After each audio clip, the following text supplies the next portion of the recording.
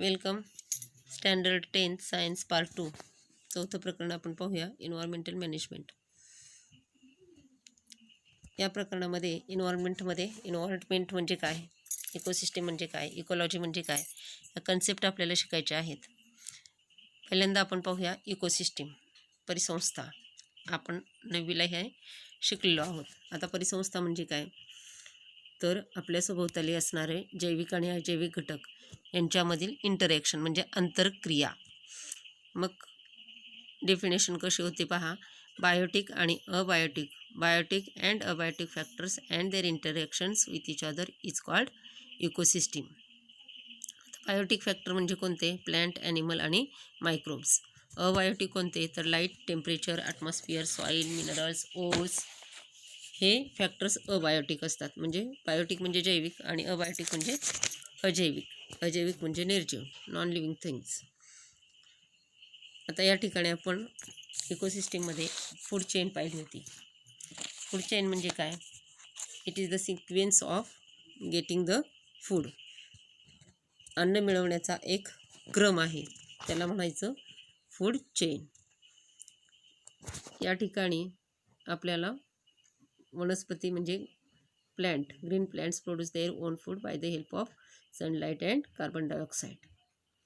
ते सनलाईटने त्या वनस्पतीने तयार केलेलं अन्न म्हणजे हे झाले प्रोड्युसर्स. ते making their food, so these are called the producers. After that insects, frog, snake आणि हे हॉक आणि हे मायक्रोब्स. म्हणजे काय होतं ह्या ठिकाणी, ह्या वनस्पतींचा वापर करून इन्सेक्ट्स स्वतःला अन्न मिळवतात. दे gates their own food from the plant. हे फ्रॉग काय करते, ह्या इन्सेक्टपासून अन्न मिळवते. स्नेक ह्याच्यावर डिपेंड आहे अन्नासाठी, हे ह्याच्यावर डिपेंड आहे अन्नासाठी. आणि आफ्टर दॅट हे जे मायक्रोब्स आहेत, हे मायक्रोब्स काय करतात, ह्याचं डिकम्पोजिशन करतात. मग ह्याच्यातले कुठलेही रिमेन्स असतील, रिमेन्स म्हणजे मृत अवशेष, या मृत शरीराचे हे मायक्रोब्स डिकम्पोजिशन करतात. अशा प्रकारची ही एक चेन आहे. आता हे चेन्समधली जर इंटरॅक्शन झाली तर हे इंटरॅक्शन म्हणजे काय होतीये, एक फूड वेब तयार होते. तर अशा प्रकारचं हे फूड चेन आहे. फूड चेनमधील एकमेकाला जर कनेक्ट झाले तर ते होतील फूड वेब, म्हणजे अन्नजाळं तयार होईल. आता या ठिकाणी एकच एक्झाम्पल घेतलंय, एकच सिक्वेन्स घेतलाय, म्हणून हे फूड चेन झाली. आता हा जो प्रोड्युसर आहे, फूड तयार करणारा प्रोड्युसर म्हणजे ऑल ग्रीन प्लॅन्ट्स. त्याच्यानंतर हे जे इन्सेक्ट्स आहेत, हे directly depend upon the plant.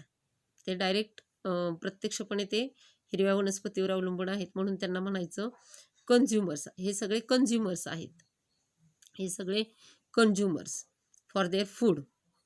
आता हे प्राथमिक भक्षक म्हणतात याला. म्हणजे हा झाला प्रोड्युसर्स, हे झाले कॉर्निव्हरस. आता ह्या कॉर्निव्हरसमध्ये मग काय होते, हा फर्स्ट प्रायमरी कन्झ्युमर म्हणायचं याला. इन्सेक्ट हा काय झाला, प्रायमरी कन्झ्युमर. हे झालं सेकंडरी कन्झ्युमर. हा स्नेक आहे तो काय झाला, सेकंडरी कन्झ्युमर्स. फ्रॉग येतो सेकंडरी कन्झ्युमर्स. हा तृतीय भक्षक म्हणजे टेरिटरी कन्झ्युमर्स. आणि हा जो आहे त्याच्यावर डिपेंड असणारा हा हॉक म्हणजे ससाणा किंवा घार आपण म्हणतो, तो झाला प्रेडिटर्स म्हणजे सर्वोच्च भक्षक, प्रेडिटर्स. म्हणून हे कन्झ्युमर्स आहेत, हे हर्बिओरस आहेत. आणि हे जे मायक्रोब्स आहेत त्याला म्हणतात डिकम्पोजर्स. हा काय आहे, डिकम्पोजर्स. म्हणजे हे सगळे जे रिमेन्स होतील, त्यांचे जे अवशेष मृत होतील, डेथ होतील, त्यावेळेस हे डिकम्पोजिशन करतील. तर अशा प्रकारचे हे फूड चेन दाखवली. आता फूड चेनमध्ये ज्यावेळेस नेटवर्क तयार होतं इतर आणखी ॲनिमल्स बरोबर, हर्बिओरस बरोबर, त्यावेळेस त्याचं तयार होतं ते फूड वेब म्हणजे नेटवर्क ऑफ फूड चेन. हे network of food chain or feeding relationship by which energy and nutrients are passed on from one to another living organism is called the food web. आणि हा जो sequence आहे, it is the sequence who eats whom to obtain their nutrient. That is the food chain. आणि network असेल तर ते food web. तर आता हा जो आहे तो प्रेडेटर्स म्हणजे काय, सर्वोच्च भक्षक. आता अशा प्रकारचे आपण एनर्जी पिरॅमिड आपण 9वीला शिकलेलो आहोत की एनर्जी कशी पास होत जाते. आणि या ठिकाणी हे एनर्जी पिरॅमिड असतो तो कसा होत जातो, एकदम निमुळता होत जातो. हे आपण पाहिलेलं आहे. म्हणजे ट्रायंगल बनतो, म्हणून त्याला म्हणतात एनर्जी पिरॅमिड.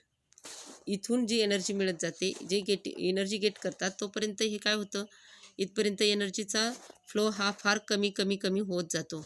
न्यूट्रिएंट्ससुद्धा काय होत जातात, कमी कमी होत जातात. आणि आफ्टर डेड हे काय करतात, तर ते डिकम्पोजिशन करतात. तर अशा प्रकारचं ते फूड चेन दाखवलेले आहे. हे प्लांट बायोटिक फॅक्टर्समध्ये plants are the producers. Sunlight आहे, कार्बन डायऑक्साईड आहे, ऑक्सिजन हे इव्हॉल्व करतात. आणि ह्याच्यामध्ये वॉटर आणि न्यूट्रिएंट्स हे जमिनीतून घेतात. म्हणजे हे झाले अबायोटिक फॅक्टर्स. हे अबायोटिक फॅक्टर्स झाले. Water, nutrients, oxygen, carbon dioxide, sunlight हे अबायोटिक फॅक्टर्स झाले. आणि ही प्लांट जी आहे ती प्लांट काय झाली, बायोटिक फॅक्टर्स. म्हणजे अशा त्याच्यामध्ये असणारी जी इंटरॅक्शन आहे, जी आंतरक्रिया आहे जैविक आणि अजैविकमध्ये, त्याला म्हणतो आपण इकोसिस्टीम. आता हे आपण हर्बिवोरस म्हणजे काय, which depend upon the other organisms कुठले, तर हे झाले प्रायमरी कन्झ्युमर्स, म्हणजे directly depend upon the plant.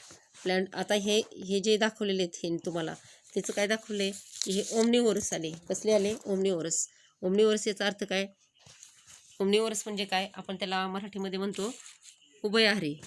म्हणजे काय होतं या ठिकाणी, ते बोथ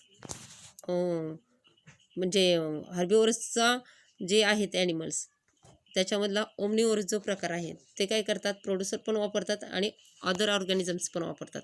म्हणजे ह्यांचं प्लांटवर पण डिपेंड आहेत, किंवा अजूनसुद्धा दुसरे बाकीचे इन्सेक्ट्स वगैरे हे सुद्धा ते फूड म्हणून कन्झ्युम करतात, वापरतात. म्हणून त्यांना म्हणतात ओमनिवोरस. त्याच्यानंतर हे कसं आला बघा, हर्बिवोरस म्हणजे काय झालं, हे directly depend upon the plants. हे जे आहे ते प्रेडिटर्स, सर्वोच्च भक्षक आपण म्हणतो त्याला. हे लायन हा काय झाला, सर्वोच्च भक्षक झाला. चित्ता हा सुद्धा सर्वोच्च भक्षक आहे. त्याच्यानंतर पहा, हे आपण इंटरॅक्शन दाखवली तुम्हाला. नंतर आपण इन्व्हायरमेंट आणि इकोसिस्टीम याच्यामधला फरक पाहणार आहोत. इन्व्हायरमेंट आणि इकोसिस्टीम. इन्व्हायरमेंट म्हणजे काय, तर आपल्या सभोवताली असणारे बायोटिक आणि अबायोटिक फॅक्टर्स यांना एकत्रितपणे आपण काय म्हणतो, इन्व्हायरमेंट. म्हणजे काय झालं, physical, chemical and biological factors collectively called environment. किंवा the factors around us, it is the environment. It is simple definition. आपल्या भोवती जे बायोटिक आणि अबायोटिक फॅक्टर्स असतात त्यांना कलेक्टिव्हली आपण इन्व्हायरमेंट, पर्यावरण असे म्हणतो. पर्यावरणाचे 2 प्रकार, टाईप्स ऑफ इन्व्हायरमेंट. पर्यावरणाचे 2 प्रकार, ते कोणते, तर natural environment and artificial environment. आता नॅचरलमध्ये काय येतं, air, water, land, atmosphere etcetera, soil, minerals वगैरे हे सगळे कशामध्ये येतील, तर नॅचरल इन्व्हायरमेंटमध्ये येतील. लाईट येईल, सनलाईट आपण पाहिल्याप्रमाणे. सेकंड जे आहे तो आहे आर्टिफिशियल इन्व्हायरमेंट. आता आर्टिफिशियल म्हणजे कसे झाले, crop feeds, aquarium. Crop feeds म्हणजे शेती वगैरे, केमिकलचे फर्टिलायझर्स वापरून हे जे आपण शेती करतोय ते झालं आर्टिफिशियल इन्व्हायरमेंटमध्ये. कसा वापर केला, काय त्याचा परिणाम होतो, काय ते नॅचरल एन्व्हायरमेंटला कसे इफेक्ट्स करतात ते आपण पुढे पाहणार आहोत. ॲक्वेरियम म्हणजे काय, की आपण फिश टँक वगैरे घरामध्ये पाळतो, वापरतो, ते artificial environment. Industry, factories etcetera are the include in artificial environment. Artificial environment म्हणजे काय, तर manmade environment which are makes due to the human activities. Human ॲक्टिव्हिटीजने जे तयार झालेले काही घटक आहेत ते कशामध्ये येतात, तर ते आर्टिफिशियल म्हणजे कृत्रिम इन्व्हायरमेंटमध्ये येतात. इकॉलॉजी. आता इकॉलॉजी ही काय आहे, ही एक वेगळी ब्रँच आहे. It is the separate branch of science. आता ही सायन्सची ब्रँच आहे, म्हणजे शाखा आहे विज्ञानची. ती काय करते, तर ते कशाचा स्टडी करते, तर बघा, it is the science which deals with the study of interactions between living being and its surrounding. आता लिव्हिंग बिंग म्हणजे काय झाले, बायोटिक फॅक्टर. सराउंडिंग म्हणजे काय झालं, अबायोटिक फॅक्टर्स. अशा प्रकारचे इंटरॅक्शन करणारी जी इंटरॅक्शनचा अभ्यास करणारी जी शाखा आहे त्याला आपण म्हणतो इकॉलॉजी. तर त्याचे पण आपल्या इन्व्हायरमेंटमध्ये अशा कितीतरी इकॉलॉजी आपल्याला परिसंस्था पाहायला मिळतात. तर त्यातली छोटी परिसंस्था कोणती आहे, तर आपण म्हणतो छोटासा झरा, छोटंसं डबकं, म्हणजे small pond is the ecosystem. ती कशी आली, छोटीशी इकोसिस्टीम आली, इज द स्मॉल इकोसिस्टीम. आणि त्याचवेळी earth is the largest ecosystem. आता आपण या ठिकाणी इन्व्हायरमेंट आणि इकोसिस्टीम हे एकमेकाशी कसे आहेत, तर रिलेटेड आहेत. त्याचं एक एक्झाम्पल इन्व्हायरमेंटमधलं दिलेलं आहे की इंटरॅक्शन बिटवीन बायोटिक आणि अबायोटिक फॅक्टर्समधले इंटरॅक्शन आपल्याला इन्व्हायरमेंटमध्ये आपण शिकतोय. तर त्याचं एक एक्झाम्पल आपण पाहणार आहोत. तर पॅडी म्हणजे भात शेती असते.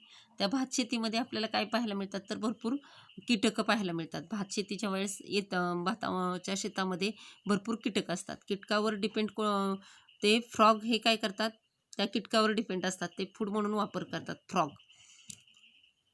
मग त्या फ्रॉग म्हणजे बेडूक आणि जे साप आहेत ते साप मग त्या बेडकाला खातात. अशा प्रकारचे ते एकापासून दुसरीकडे अन्न मिळवण्याची ती चेन असते. म्हणजे it gets the food from the others. तर ह्या इकोसिस्टीममध्ये एक एक्झाम्पल त्यांनी पुस्तकामध्ये दिलेलं आहे की पॅडी म्हणजे भात शेतामध्ये, भात शेती ही साऊथ इंडियामध्ये आपल्या भरपूर प्रमाणात भाताचं पीक घेतलं जातं. आता त्या शेतामध्ये काय केलं जातं, काय होतं, तर त्या भात शेतीमध्ये ग्रॉस ऑफर्स काय करतात, त्या भात शेतीवर अटॅक करतात. का करत असतील ग्रॉस ऑफर्स, तर ते त्यांचं अन्न मिळवण्यासाठी. मग ते ग्रॉस ऑफर्स म्हणजे इन्सेक्ट्स आले.